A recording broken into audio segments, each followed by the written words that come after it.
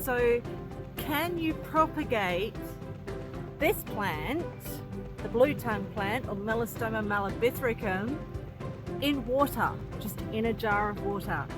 Well, after 3 weeks of waiting, I can tell you, yes, you can.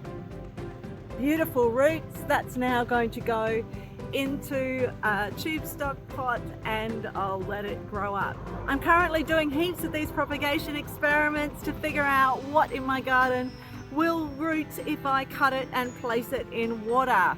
So if you'd like to see the rest of those videos when I finally get to them, please make sure that you hit that subscribe button. Otherwise, in the comments, tell me a plant that you'd like me to try and propagate.